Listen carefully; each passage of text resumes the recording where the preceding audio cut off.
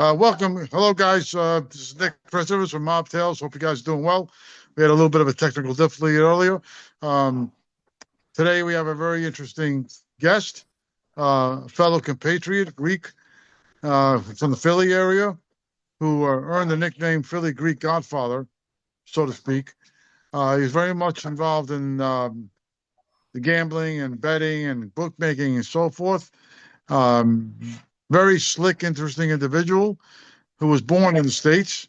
His parents came here from Greece in 1969. So, Stelios, very happy to have you on. Thanks a lot for coming. Thank you for having me on the show, man. I appreciate the invite. And it's been a wild ride. I mean, I just wrote a book, went number one on Amazon, Organized Crime, New Releases. And the next thing I know, I'm talking to colleges across the country. We just spoke at Westchester University. We just spoke at Rowan University. It's kind of surreal for me because I went to ninth grade and I dropped out. And now I'm lecturing at colleges across America. Yeah, that is pretty interesting. Well, look, sometimes you learn more from the street than you do in school. Yeah, it's Um, true. It's true. I yeah, tell you're proof. You're proof of it. tell people all the time, like, especially a lot of these college educated guys that grew up with me. I said, you guys might have read a lot of book, but I did a lot of living. So it's a different kind of Yeah, that's for sure. yeah. Well, to give people a little bit of an understanding of your background, like I said earlier, before we get into anything deeper, um, when did sports and gambling or in that type of area, where did that interest come from? Well, my father had hot dog carts when we were kids in Philadelphia, Center City, and he had me in a hot dog cart at the age of 8, and I was selling hot dogs and hot sausages and meatballs, and it's such an education in that hot dog cart because you learn how to communicate with people. You meet people from all around the world, and people used to come out and be like, "Let's go eat a hot dog from that little kid's hot dog cart." So, I was working since I was a kid. My dad's motto was "Hard work never goes out of style." So he put us to work early to learn the value of a dollar. And I was pretty good at sports. My family still has a boxing gym in Philadelphia. I had a big amateur background as a kid, had 80 amateur fights. Eventually, later on, I trained a couple world champions. We can talk about that later. But then I dropped out of high school in ninth grade and I hit the street, started hustling. I was working for my father still, but then the money on the street became more than the hot dog cart. I was working, at 60, 70 hours a week at the hot dog cart. He was paying me $3 an hour. I could make that an hour in the street selling, an ounce of weed or, you know, taking some action, taking some books. So I started bookmaking at the age of 17, started selling some weed at that age as well. And then at the age of 18, I had a friend of mine. His nickname was a Rooster, Italian fella, a little bit older than me. And he knew I knew a lot of people because I was always out back then. It's not like today with the internet and these kids don't go out. We were always out going to clubs at that age, going out, meet people. And he said, find me some bookmakers and I'll make you some money. And I said to him, what do you mean bookmakers? He goes, yeah, we bet on sports for a living. I said, what are you talking about? Everyone that gambles on sports loses. I'm not a degenerate. He goes, listen, find me two bookmakers and I'll make you a believer. So I said, all right, what do I got to lose? And I remember my dad's motto was, what did you have and what did you lose? He used to always tell me when I brought up ideas and different things to do. So I said, all right. So I went out and found them two bookmakers. And he gave me a deal. It was called 20% with a work off. So what that means is at the end of every week, whatever they won, they would give me 20% of it. 20% was my cut for finding the bookmakers. And if we lost that week, it would carry on, to the red. And then when we won, he would deduct it. So it was called 20% work off. So I gave him two bookmakers to start betting with. And the next thing you know, these guys are winning every week, 5,000 a week, 10,000 a week, 15,000 a week. Went on for about a month and a half, and I became a believer pretty quick. So I stepped on the boss. I said, you guys don't lose. I said, are these games fixed? He goes, no, they're not fixed. I go, what do you mean? He goes, they're the hot games. We're getting a lot of information from the sharpest handicappers in Las Vegas, guys that the world knows today. Billy Walters was one of them, Stevie Z, Billy Baxter back then. Now, remember, this is 1988, 89, 90. This was before the internet. You know what I mean? So we were betting the games, and we were getting the best information in the world back then from the sharpest sports bettors in the world. And Billy Walters has been on 60 Minutes. He made $1 billion bet on sports. And after I became a believer, I started looking for more bookmakers because I was making so much money. So we would go up and down the East Coast. I mean, we went up to New York, we went to Astoria, we went up to Boston. My cousins from Walton, Massachusetts. We went all the way down to Florida. Every Greek I knew, I would call their aunts, their uncles. Who knows a bookmaker? We want to bet with you guys. And we started up and down the East Coast. And before you knew it, I was in a sports betting office in Springfield, Delaware County, with about 40 other guys. So in the office, mind you, there was the center desk with what we called was the bat phone. That phone was where all the hot games came in from. And my good friend Jimmy Batista, who you guys may recognize the name, Jimmy was the guy who ended up paying off Tim Donaghy, the referee for the biggest NBA betting scandal in history. And he's still one of my best friends today. He was in the office and he would answer the bat phone. And then on the other line, on the other end of that phone would be either Billy Walters, Stevie Z, Billy Baxter. And they would give us the games, and we all had desks in the office. About, I don't know, there would be anywhere from 30 to 50 of us, depending on, who was still around. We would have our stat sheets out. We would have two phone lines. And as soon as he screamed out Eagles -6, it was our job to bet with as many bookmakers as possible, write down the bookies' names at the top, write down how much we got down and at what number, and then turn those tickets in. So it was kind of like a stock betting office, but it was sports betting, and it was so much chaos going on, and it was all fresh. It was all new back then, and back then, bookmakers didn't think you could beat them. People didn't think you could make a living betting on sports, but we were destroying these guys, and that's how it all started. Right around the age of 18 years old, and that started blowing up. At the same time, I was moving weed back then in the streets of Philly. Started off with a pound. Next thing you know, I was selling 10, 20 pounds a week. And later that kept growing into an empire as well.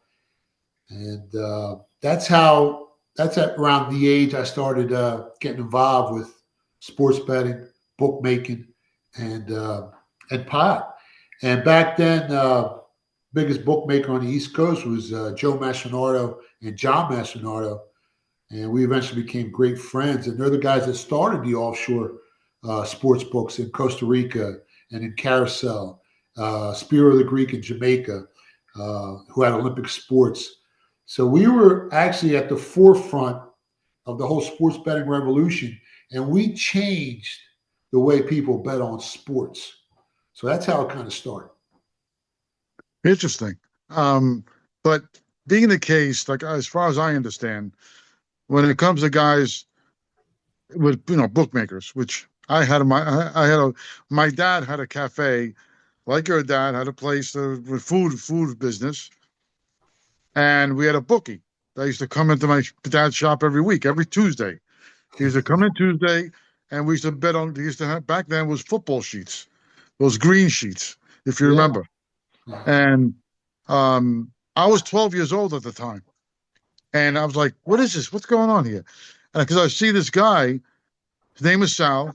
Sally used to come in, go around the counter, go to the back of the restaurant, into the office where my dad and my uncle used to do their bookkeeping for the store. And I used to look at him. I said, who's this guy going in? He doesn't work here. I'm like, what's happening? So I asked my dad, I go, where's this guy going? He says, don't worry about it. So, of course, don't worry about it. You tell a 12, 13-year-old, don't worry about it. He's going to get curious. So evidently I did get curious. And I used to watch him every Tuesday. He used to take an envelope and put it on top of the register, on the top counter of the register. And it was full of freaking money and these green sheets. And I was curious. So I took one out and I realized what it was. So similar to what you were, doing, I took the football sheet, went to the local library, and made Xerox copies of it. And then I went to school and had kids betting with me. Yeah. Yeah. which I wasn't supposed to do. And my dad eventually found out. He said, "What are you nuts?" He said, "They find out you're making money on the side with their football sheets. They're going to break your legs." So, and so that's why I kind of get what you're talking about. But what I understood is any of these bookmakers, I'm wondering how it worked with you. Because usually with bookmakers, as far as I understand, growing up around that world myself, they have to kick up to somebody. Now, were you guys responsible to kick up to someone? I'm sure you were, especially in Philly, which was the Scarfo crew during that Well, time. yeah. Well, Scarfo was a little before me, but it was John Stanfa. Oh, that's And right, John Stamper. Sorry, yeah, that's correct. we see. I was from Philly. I grew up in Fairmount, a part of Philadelphia. I was born up in Aubrey. We moved into the city when I was like 14. But then our crew had a betting office in Delaware County, which was outside of Philadelphia. So those guys were always trying to figure out who we were. Uh, they tried to shake us down, and the way they shook us down wasn't to make us kick up. Kick up. Like we would bet Hmm. into a bookmaker, and as soon as he knew we were betting sharp games, if we won, he didn't pay us, and if we lost, he wanted to get paid. So they still tried to shake us down, but they shook us down in a different way because they couldn't get to us. We were a little bit outside of them. And the other thing we had going for us was John and Joe Machinardo. Joe Machinardo was married to Frank Rizzo's daughter. So Frank Rizzo was the mayor of Oh, Philadelphia. So they couldn't really get to us because our main guy, him and Mike Rainier, they were protected by the mayor of Philadelphia. And if anyone knows anything about Frank Rizzo, nobody messed with Frank Rizzo, not even the mob. You know what I mean? So we're kind of protected in a way.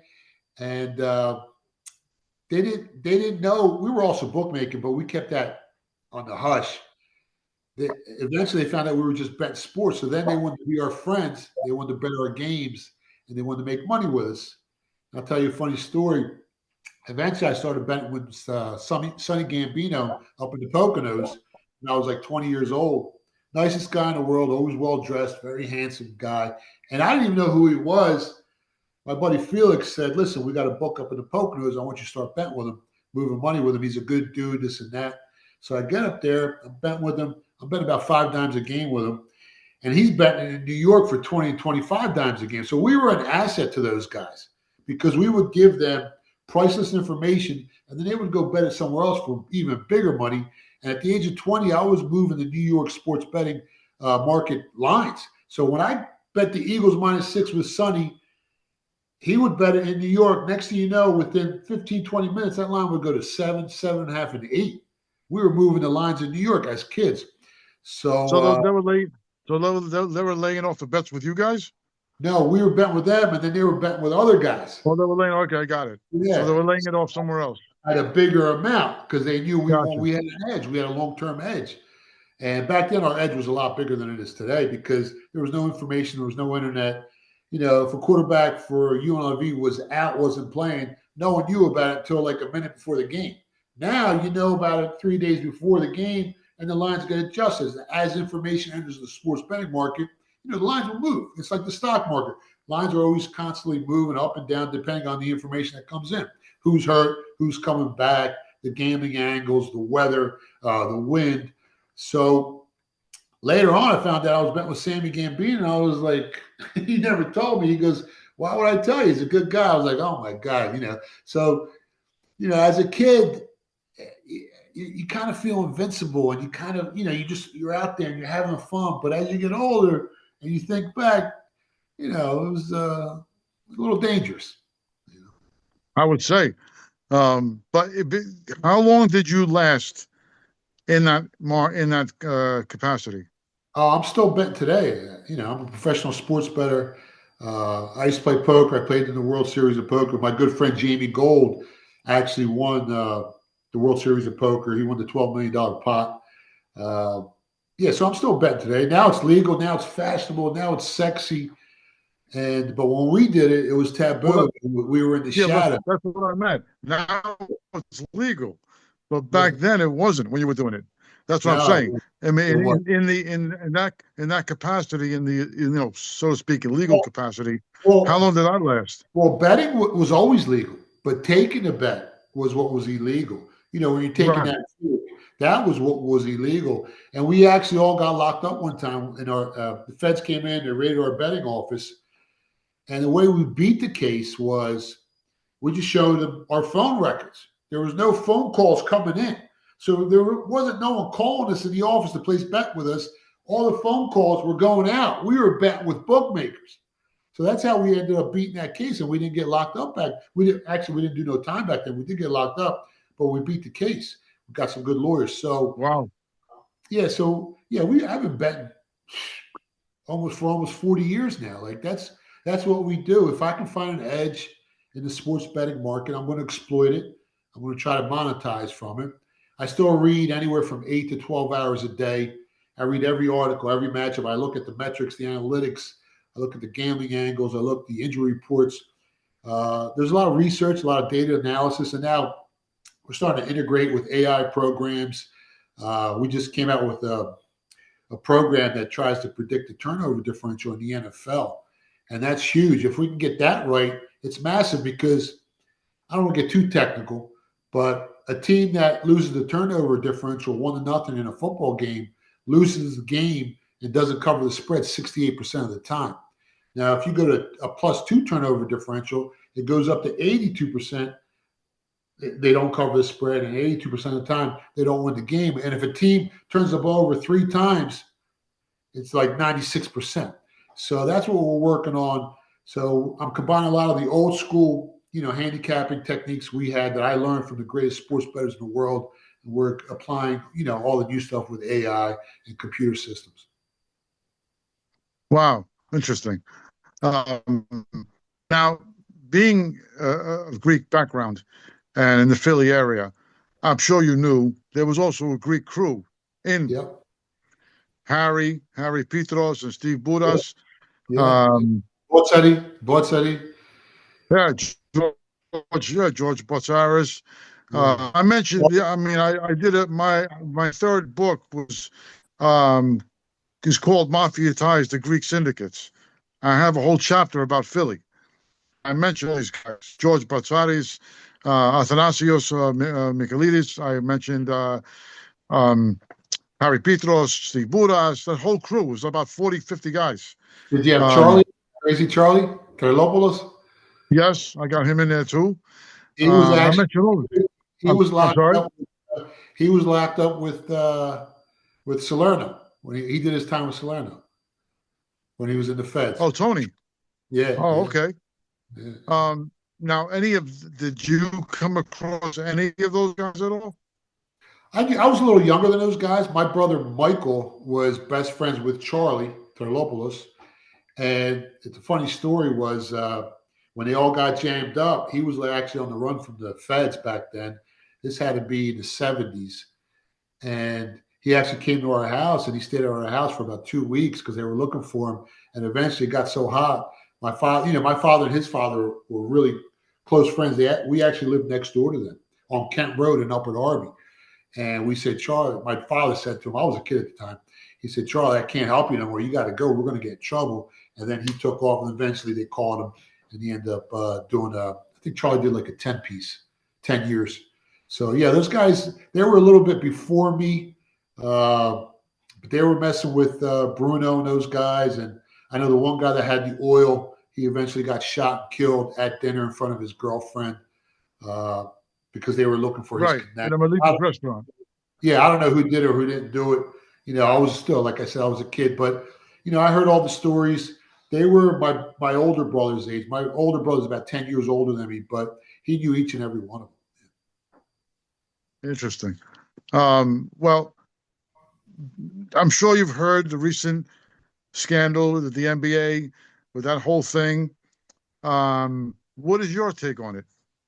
No, I just did an interview on Newsmax with Rob Schmidt about it. I did a bunch of other podcasts. People have been greedy since the beginning of the time. People have been fixing games and matches since the 1916 Black Sox, Boston College in the 70s. My best friend Jimmy Batista was paying off Tim Dunny back in 2006. He got jammed up with Timmy. People always want to take a bite of the forbidden apple. I was just surprised that you got Chauncey Billups and you got Rozier. You got two NBA players that earned over $270 million in their career, and they're willing to mess around. And Chauncey was bringing guys to the fixed poker games, but Rozier was actually betting prop bets and had guys betting for him.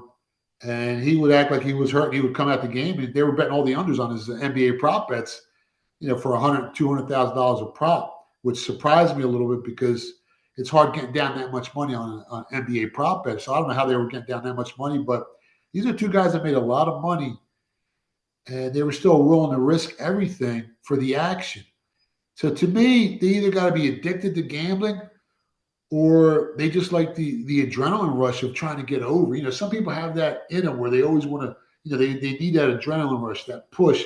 But for an NBA player that was making $25 million a year like Rozier to start fixing NBA prop bets, it's insane. Doesn't it's negative expectation. It doesn't make any sense to me, but to each their own. It's true.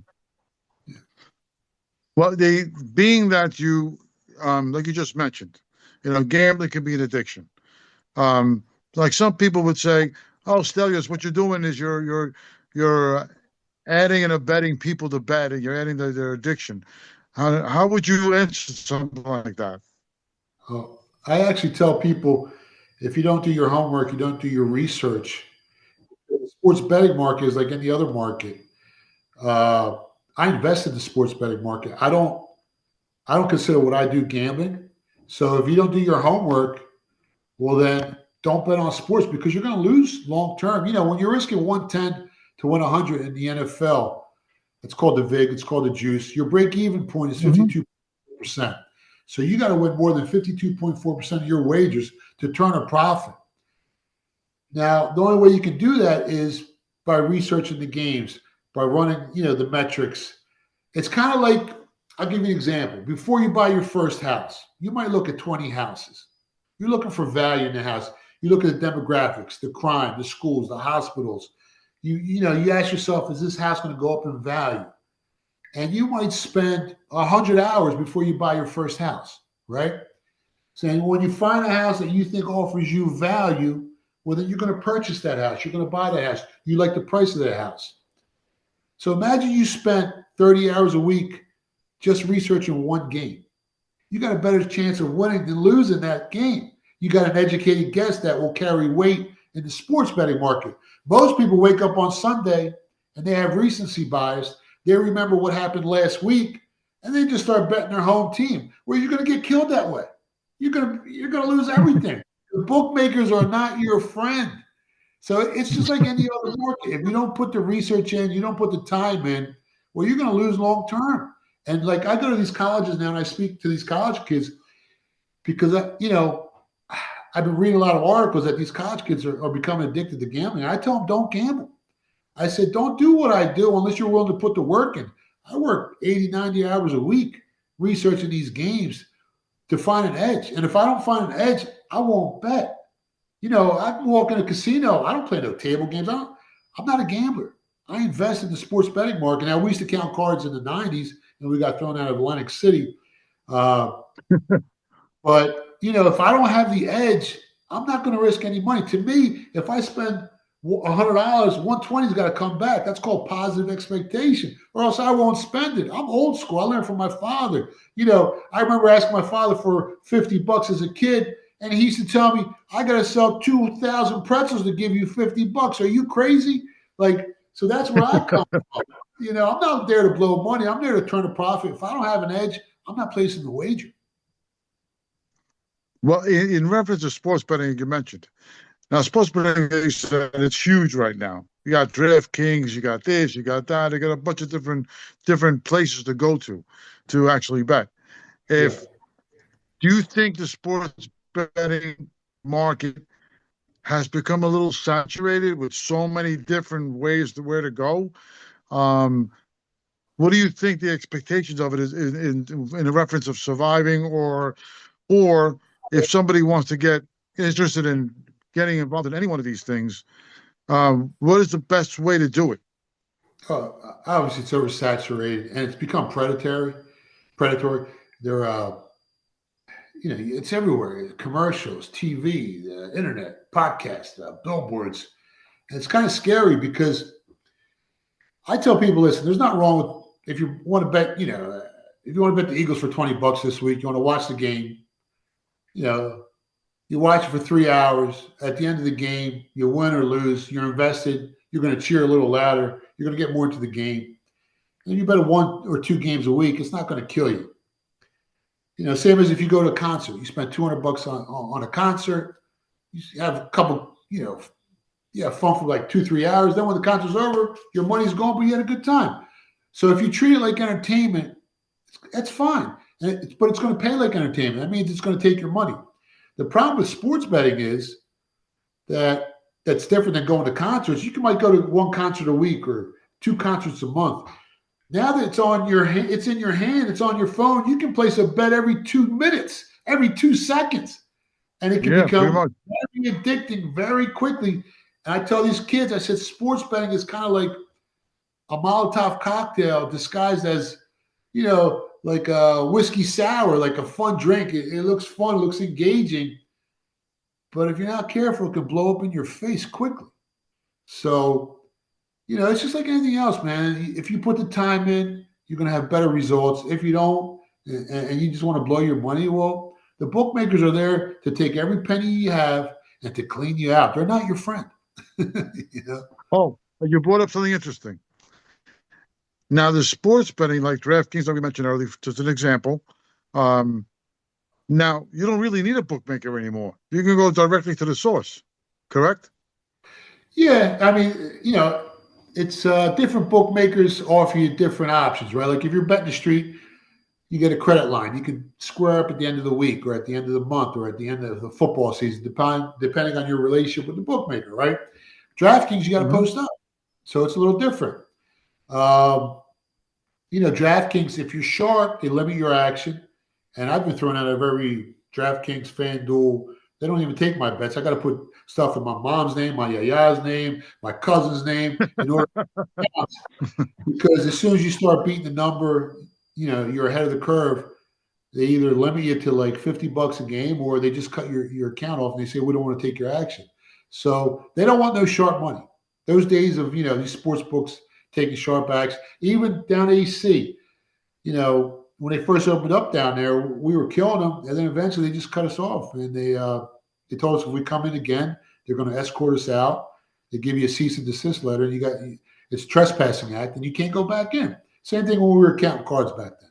So it's harder for me to get down with legal sports books now than it was before the legalization of sports betting because there's been such an influx of recreational money into the sports betting market. They don't need sharp money no more. Before, we used to shape the lines for them, and they knew they would give us $5,000 a game or $2,000 a game, and we were an asset to them because we would give them a sharper line, and they would move their line, and then all the squares and all the recreational bettors would bet the other side at a better price, and they would get killed. But now there's so much money in the market, they don't need sharp action no more. So they're cutting us all off. So it's getting harder for me, in this day and age with the legalization of sports betting. Wow. According to some of your background, you also came across dealing with the Mexican cartel. Now that's an interesting concept. How did that happen? Yeah, it's crazy. I started selling weed. I bought a pound when I was a kid. Next thing I was selling 10, 20 pounds a week. And fast forward about 15 years, I'm out in Arizona. I'm dealing with the cartel. And I'm bringing back loads of 1,248 pounds on tractor trailers. And in 2005, April 15th, 2005, which is tax day, I get arrested. I get busted.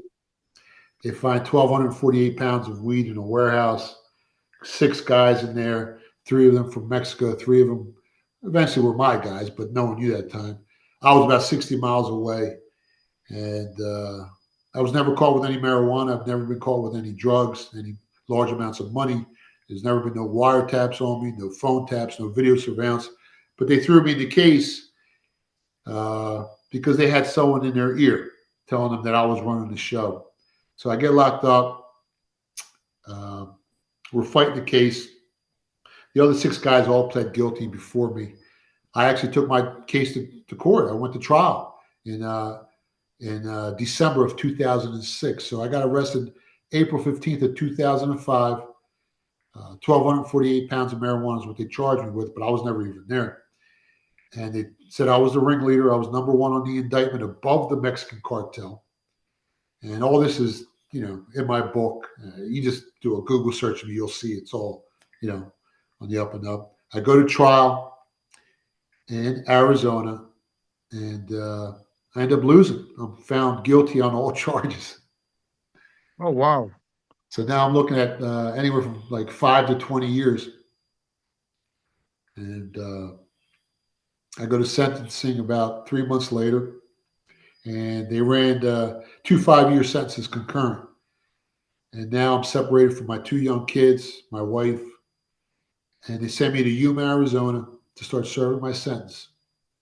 It's 122 degrees, no air conditioning, and they sent me to a max yard. It's controlled movement, handcuffed and shackled everywhere you go, 23-hour lockdown.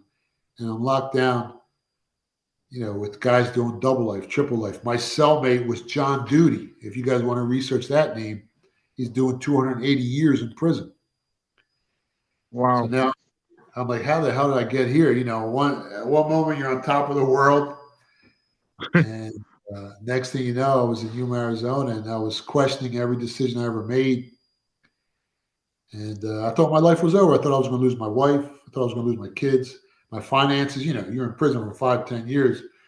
They get depleted, and you don't know if you're going to make it out of there because you're at a max yard, and everyone's doing life. So there's no arguing with people when you're on a max yard. You argue with someone's dying.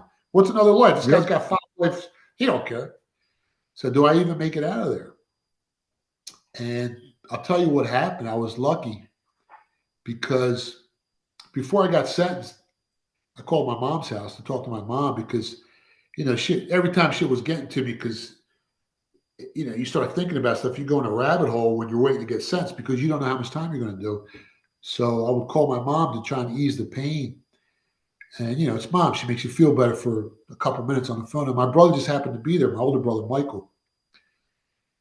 And I had just lost that trial, and they had taken millions of dollars from me. And, I thought my life was over. And he asked me, he goes, are you going to appeal your conviction? And I said, Mike, I lost the trial. I got no shot with an appeal. I said, I'm just ready to do whatever time they're going to give me. And he goes to me, you're the luckiest guy I know. You go to AC. I watched you win $20, $30, $50,000 playing blackjack. I see you bet sports and you never lose. And I never told him I was a professional sports bettor or that we counted cards. Like, I was always quiet about that stuff because back then it was kind of taboo and I didn't want, they knew I was making money, but they didn't know that I had an edge. And I said, Mike, that's different. I go, the odds were in my favor. He goes, what do you mean the odds were in your favor? You're the luckiest guy I know. You got to appeal your case. I said, the odds aren't in my favor here. I just got crushed. He goes, did Dad care when he left Greece with $200 in his pocket to come to America to give us a better life? Did he care what the odds were? He goes, you got to take a shot. And I'm getting goosebumps right now as I'm telling you this story. It still hits me hard. And after about like 5 minutes of him pounding in my head, you got to file an appeal. I said, you know what? Just call the lawyer. Get it. Just file an appeal, man. Just go ahead. So I hang up the phone, and I wasn't expecting nothing from it. So a couple of days later, I called back. We ended up getting this lawyer. His name was Thomas Hoydle. And that guy saved my life, man. They say, there's an old joke. What do lawyers use? Wait, let me get it right. It's a funny joke. Wait, how does it go? It goes, what do lawyers use for birth control? And the punchline is their personalities. So, lawyers are lawyers, but this lawyer, he was aces, man. He saved my life. And we filed the appeal. I go get sentenced. They ship me off to Yuma. And 2 years later, they had shipped me to Kingman, Arizona about a year after I was in Yuma. and I started doing some time there. And I get legal mail while I'm in prison. And I went to ninth grade. I didn't know what it meant, but there was like a jailhouse, lawyer in there. So I opened it up, and the paper said reverse and remanded. I didn't know what that meant, but I had a feeling it would sound a lot better than guilty on all charges. So I take it to Yeah. the jail. He reads it. He looks at it. He goes, "I've never seen one of these." I go, "What is it?" And his name was Breeze, Michael Vanchek. And he goes, "You're getting out of here, son." I said, "What?" He goes, "You overturned your conviction." I go, "Get out of here." He goes, "Is this real?" I said, "Yeah." He goes, "You'll be home. It'll take a couple weeks to process." Hmm. That was August of 2008. And then I was released in October of 2008, about a month and a half later, 2 days before my birthday. Look at So that. it was the greatest birthday present I ever got. So I overturned my conviction, and that doesn't happen, But I prayed every day. I'm not the most religious guy. I'm born Greek Orthodox. I was baptized Greek Orthodox, St. Demetrius Church in Upper Darby. It's still my church, even though I moved away. And when I was in that prison and there was no light and it seemed like everything was gone, I started praying. And I really, I went to Greek school as a kid, but I never paid attention. I went to Sunday school, all that stuff. Like But most of us. but I wasn't real religious. So this was my prayer every day. And I don't even know if it's a prayer, but I would say, "God, I don't even know if that's your name. And I don't even know if you're religious." I would say, "But I'm smart enough to know that I'll never figure out how this works. But I'm also smart enough to know it's working." I said, I would pray every day, "If you get me out of this place, I will never doubt you again. Just get me out of here." Because it was 122 degrees one day. Mass murderers are everywhere. And every day I would pray and I would pray and I would work out and I would work out. And 2 years later, my conviction was overturned. And I still tell people, the story like I'm telling you. And a lot of people are like, "You were lucky. Coincidence. You know, you're the luckiest guy in the world." And I tell them that may be true. But the fact remains that God answered my prayers. And I will never doubt him again. And God is great, man. Like, you know, and I'm not, I'm still, I don't go to church much, but God's in my heart. And I still pray every day, 10 times a day. And, that's big for me. My faith, my family, my what, I've done a lot of things in my life. I'm big into real estate development, sports betting. I'm on TV. We're working on a movie. We're working on a TV series with Netflix. But my greatest accomplishment was keeping my family together. I've been married 33 years to the greatest Puerto Rican girl in the world. Kept my kids together. They both graduated college. And that's my greatest accomplishment, was keeping my family together, because your family is your strength. And when things go bad, that's who keeps you strong. And my brother, I mean, if he don't tell me to appeal, who knows where my life would have been. So I just wanted to share that with you guys. That's awesome, man. It's a great story. Totally believe that God had something to do with that, 100%. Um, well, Stelios, if you want to share with us where people can find your book, your website, if you do have one, where can people find all that?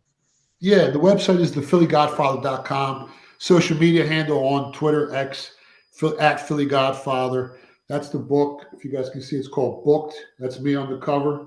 #1 on Amazon. New releases, organized crime.